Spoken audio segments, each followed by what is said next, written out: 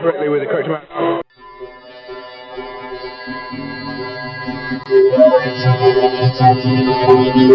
Following 2 years of extensive touring throughout North America, Montreal rockers One returned with their sophomore album, Dirty Valentine. Evolving while on tour and discovering and exploring new musical avenues, Dirty Valentine is the follow-up to One's 2007 debut release, Never Say Never. Soliciting and producing talents of Kevin Jardine, One delivers a refreshing album that echoes their travels, determination, and challenges over the years. From hard-hitting guitar riffs on the title track through the closing acoustic ballad, I Know, the album delivers a wide array of styles and offers up something for everyone. To check out One, log on to the MySpace at myspace.com, One the band. They have lots of shows coming up, so get out there and support the band and pick up your copy of their new CD, Dirty Valentine. Hi, Tina here, journalist for HMTV Canada. With me today is a very special guest. Please welcome Danny Rossi, vocalist for the band One. Hi Danny, how are you? Great, how about you? Great.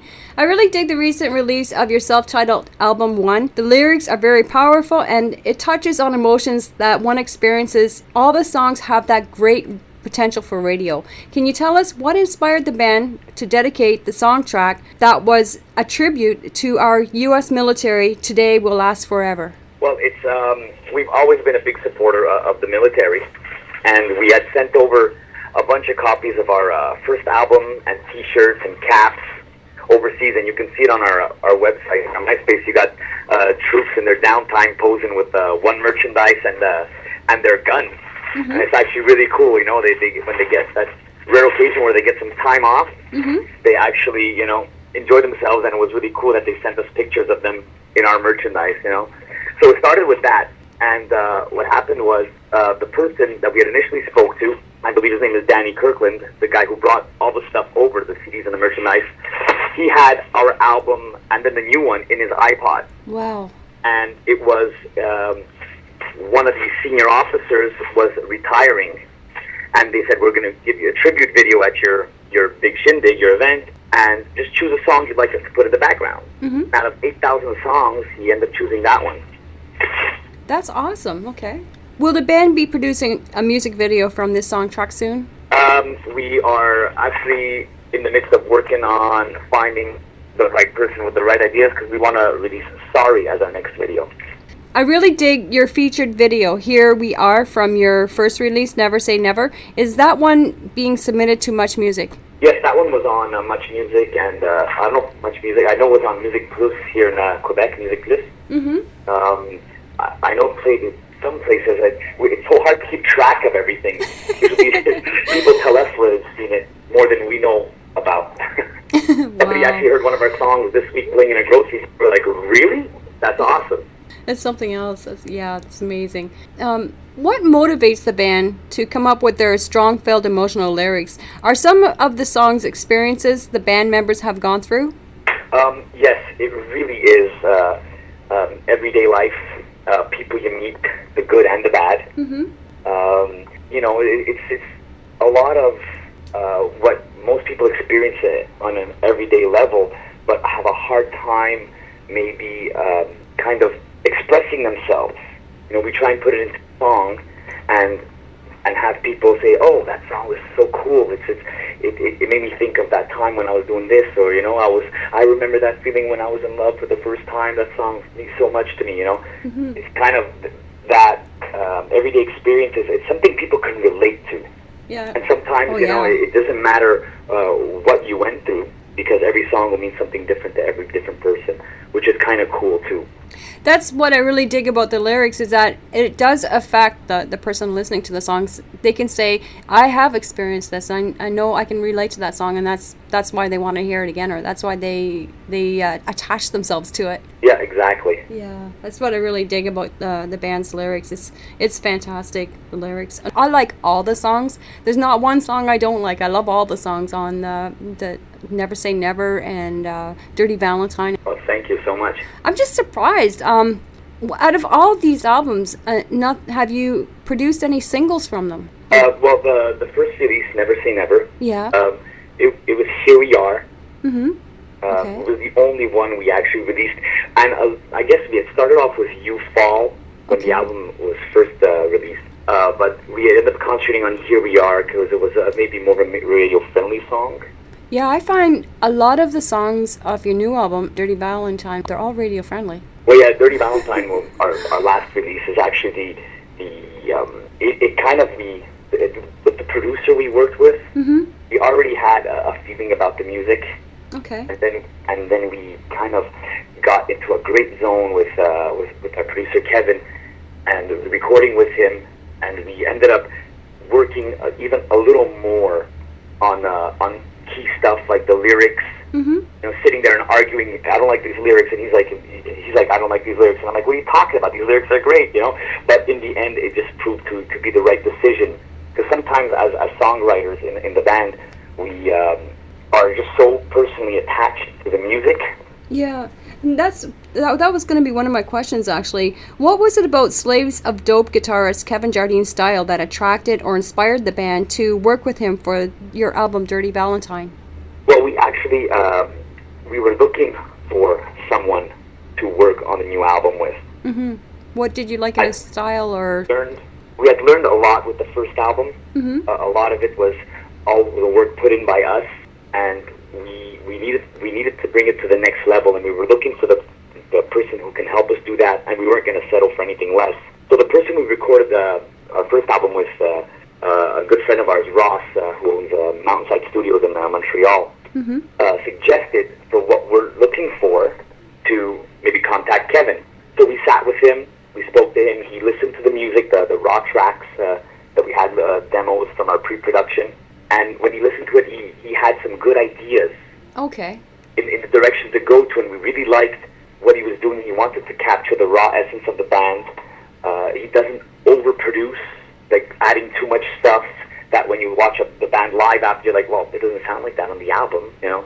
So we didn't have to worry about that, and we ended up capturing exactly what we were looking for, and his ideas, and the way he helped us evolve the songs into what they became on the Dirty Valentine album was just perfect in the end. We just were really happy working with him. I noticed in your one of your videos, Rescue Me from your album Dirty Valentine, it has that live feel to it. So basically, was your new album one recorded with a live feel? You mean Dirty Valentine? Yeah, Dirty Valentine, sorry.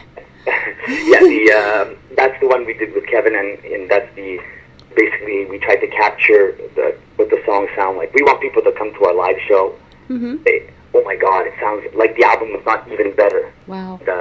And Rescue Me was actually one of being the video was a song we were really happy with the outcome. It actually ended up being much better than we expected. Yeah, I was watching the video, and I'm curious, what's the reason for the flashing television in that video? We kind of wanted people to interpret what they want out of it. I can tell you the song is about a person with having an inner struggle with themselves, trying to get out. So I guess kind of, you can be trapped in the TV. You're trapped watching yourself and you can't get out. Could be interpreted one way, the way that I guess we would interpret it with the song. But if somebody else feels something else, it's fine too. That was just how we wanted to portray the song according to the lyrics. Okay. Can you tell us the journey your album has taken from laying the song tracks down to the recording stage, such as any challenges? Yes. We showed up, the title track, Dirty Valentine, we showed up, and when it was time to record that song, we were so excited because we had loved that song from the day we started playing it, and when we tried recording the vocals, all the music was laid down, we tried recording the vocals, it didn't sound good. Wow. We just sat there and said, how come it doesn't sound good at all when we've been playing the song, we've watched it on video from past concerts before the album was recorded. And now we're trying to record it and we couldn't capture the feel that the vibe that it always gave off. And we sat there with Kevin and we scrapped all the verses, wow, the melody, all the lyrics, and we started at zero. Then we kept the chorus and just modified some of the words, some of the lyrics. Okay. It ended up being almost a completely different song altogether besides the chorus. So sometimes, you go in with one idea, but you come out with maybe 10 better ideas, and you just got to choose which one. And that's what ended up happening with a good part of the album. And sometimes just a little change or two here and there was what worked wonders. Do the band members contribute their ideas to the lyrics? Yes, we actually are an open forum. We're not kind of like, this is how it works and that's all. You sit there, you write music, you have fun, and if anybody has any ideas, everybody is welcome to contribute. Be it a drummer or a bass player who picks up a guitar and plays a little riff, and we're like, oh yeah, that sounds great. Then our guitar player will go and he'll work out the structure of the song, let's say the musicianship behind it. Now, did the band have an engineer helping with the mixing and the mastering stage of this album? Actually, Kevin did it all. Wow, that's amazing. He produced, mixed, mastered, engineered. Awesome. Can you tell us a little bit about your current lineup? Does everyone share similar influences for their music? And can you tell us something about the band members, something about the crazy and wild side that fans love to hear? I don't know, some stuff is better kept secret, I think. But truthfully, we just currently replaced our bass player with a good friend of ours who just happened to come and jam with us, while we were kind of slowly doing auditions, and we liked him better than all the guys that auditioned for us. And we asked him if he wanted a gig, and he was really excited about it. He's been a friend of ours for years. Awesome. And our drummer we replaced 2 years ago as well, and he's just a blast to be around. It's nonstop laughing with him. Between the two of us, myself and him, it's the entertainment value of the band has gone up to make those 10-hour drives from show to show. Sometimes when we're on tour, pass by real quick. Wow. And our guitar player Chris, he's the workaholic. Every band's got one. Oh yeah, for sure. He's the workaholic. He's the guy. Let's go, man. We got to do this. We got to do that. Let's jam today. And our new bass player is actually a bit like that too. He's always rip roaring, ready to go. We got back from tour 3 days later. He wanted to jam. We're like, dude, okay, relax. We just did like 21 shows in 28 days. Like, let's take a couple of days off. Wow, that's something else. So we get along because we all have the same drive, determination, and goals to get to the the next level. Yeah, the next level, and then to get what everybody wants is to go out there and share your music, in arenas to people. I want to reflect on a lengthy 2-year tour after Never Say Never was released. I'm guessing that this was a turning point in the band's career. The new material that the band tested while on this tour, basically, you said you knew what was working and what wasn't working. And was it a new rock sound or the lyrics that you were referring to when you said that? It was a bit of everything. While we were playing new songs on tour, like the first version of Dirty Valentine, the ballad Sorry, and Borrowed Time were 3 songs we kept. They were written before we were even thinking of going into studio recording a new album. And those are the 3 we kept. I mean, we tested out a bunch more. When you look at a crowd's reaction, and then I imagine people have never heard this song before, and they're either applauding or a song like Borrowed Time, which was just for us personal, the lyrics and how we've, our trials on the road and how tough the life is, but we sold our souls for rock and roll kind of thing. But the music, and people are bouncing with the music and like grooving to it, and you're like, wow, that's really cool. People have never heard this song before. It's not like we've been to this town and played this song 5 times here before. It's the first time, and so that's how we judged a lot of what worked and what didn't. And a few songs we didn't make the cut. A few of them, we went back down to basics and tore it apart to see if we could make it better. Some did, some didn't. Did you take any video diaries of this tour that can be put on a DVD in the future? Yes, we have a video camera and we film everything. Great. As much as possible. Film us talking to people, and we sometimes we throw the camera out into the crowd and get people to film for us, part of the show, and film each other, and we do a lot of stuff like that. And we've been doing this since the first tour. Awesome. So are you going to put all these together for DVD in the future? Possibly. Okay. Possibly. We've always just wanted to keep memories for ourselves, but eventually maybe we'll put together a DVD if we can find enough good material on them. Okay, sounds good. Can you elaborate how your album Dirty Valentine has the echoes of the band's travels, hardships, and challenges in the music industry? Well, we have, like I said, Borrowed Time is us being out there and pounding the pavement. We have Thorn in My Side, which if you just read through the lyrics, is how people kind of are always out to get you, but they're just a pain in the butt. They're a thorn in your side. So that one's another one. High is a song about just us going out there, having a blast, and not letting anybody take us down, being focused, and just the common goal of us just wanting to go out there and do it. What has been the biggest challenge in one's career to date? I'd say member changes. We changed our drummer a little, it's actually about 2 years ago. Mm-hmm. And there's always a period of uncertainty when you want to do something like that. So we changed our drummer, and we weren't sure, but we are so happy now. Again, it was another very close friend of ours. He fit in so perfectly, and his natural talent just, I guess, started bringing the band to the new level of the new album and the new songwriting that we did. And then 3-4 months ago, when we changed our bass player, was the next step. We were like, wow, I can't believe, we were actually worried or doubting it even just for a minute. And then one person comes along and makes all the difference in the world, eh? Really, yeah. It really does sometimes, and it's surprising. It's actually new energy, mm-hmm. and it kind of renews everybody's spirits, want and desire to keep on going. Because you can't have one person bringing you down. No, you can't. And that's unfortunately what was kind of happening. Even if it wasn't voluntary, everybody has to have the same goals. Mm-hmm. Exactly, and the same vision. Yeah. Yeah, and it's moving forward. You can take 5 steps forward, but 1 step back is going to hurt. Oh, exactly. Yeah, you got to have everybody that's going to work together as a team. Exactly. So that was the great part of how we are feeling now. Mm-hmm. And there's no animosity between members.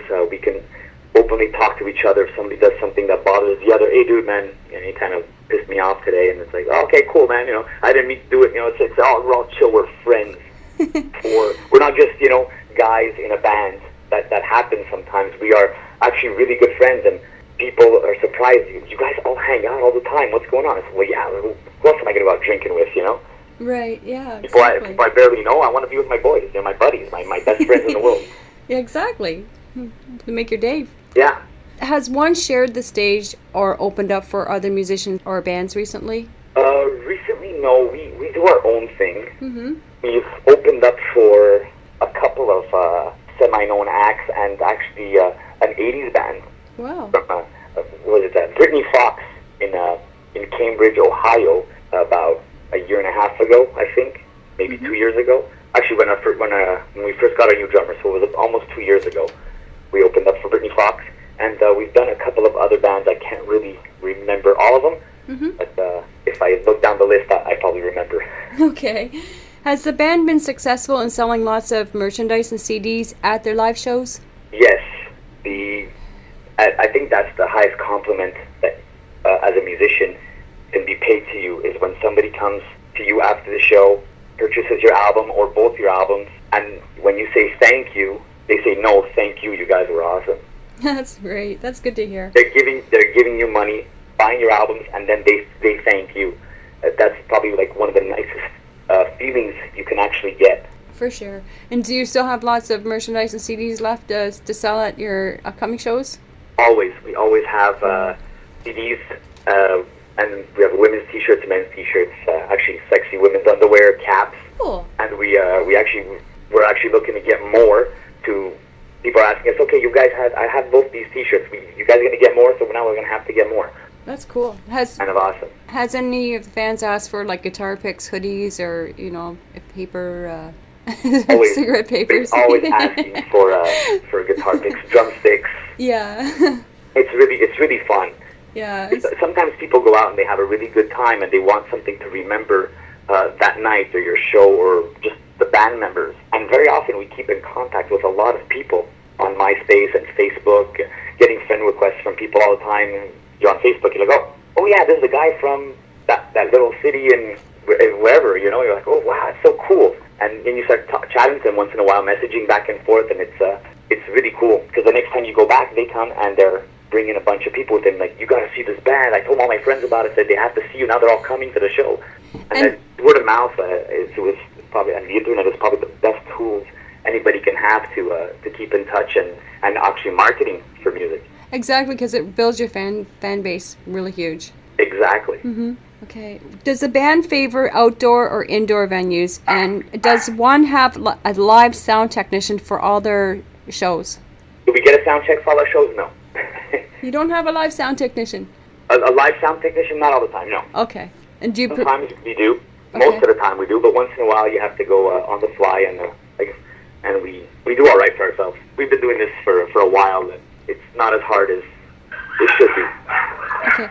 Do you like indoor venues or outdoor venues the best? Indoor, we've done a couple of outdoor. They're okay. I guess maybe we haven't done it on a monstrous scale, so we don't know what an amazing outdoor sound system would be like. But so far, the indoors are great, and sometimes even the more intimate places that are not too big, have been the best. If one had the chance to tour anywhere in the world, what country would they like to perform in? Wow. I don't think I can choose just one. I mean, we are loving going to the United States all the time.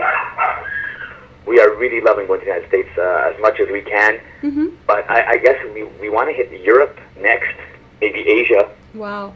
How about Japan? We've heard so much of Japan. I think it would be amazing. But the opportunity hasn't come up yet. Okay. Well, we take things one step at a time. We don't get too far ahead of ourselves. We know that's where we're headed to and where we want to go. But till we're there, we're not going to be dreaming about it now. Right.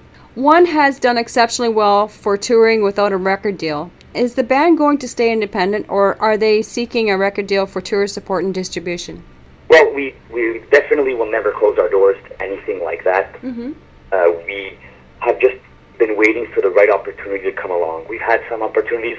It wasn't exactly what we were looking for. Okay. It wasn't beneficial to us. We're like, well, if we're doing it on our own and we're kind of successful the way we're going, why would we need somebody else to do it that's not bringing us more? Right. So if the right opportunity comes along, we will definitely, sit there with an open mind and see what they have to offer. But till the right deal is on the table, we're just going to continue plugging away independently. Okay. What advice does one have for musicians or new bands trying to break into the music industry for the first time? Dedication, hard work, and non-stop rehearsal. Are you currently working on new material for another album to come out perhaps 2010 or 2011? We actually have started. We started right before we left on tour. We're continuing in hotel rooms on the days off we had. We ended up premiering a new song at one of our shows. And how did that go? People loved it. Wow. So that's already we were very happy because the song was actually one we were working on to have on Dirty Valentine. It wasn't fully ready. We decided to put it aside. Started working on it. We got it almost to where it needed to be, and we finished it in a hotel room. That's awesome. What else is there to do? Exactly. Okay. Before we bring our interview to a close, is there any upcoming shows the band wishes to announce? For all shows, tour dates, the MySpace page, everything is on there. That's the page to refer to. You go to onetheband.com, and actually all our links are on there for MySpace, Twitter, Facebook, Sonic Vids. Okay. Everything, our YouTube channel, everything a person would want to need to contact us or get to know a little more about us is all on onetheband.com. Okay. Anything to say to fans? Anything to say to fans? Thank you. We hope to see you at our next shows. We love our fans. We love sitting there talking to them and having a couple of beers with them. And if it wasn't for them, we'd be absolutely nothing. We owe our entire existence to our fans. Thank you, Danny, for this interview. I also want to thank John Asher of Asher Media for introducing our easing to one. Horns high, you rock. Thank you very much.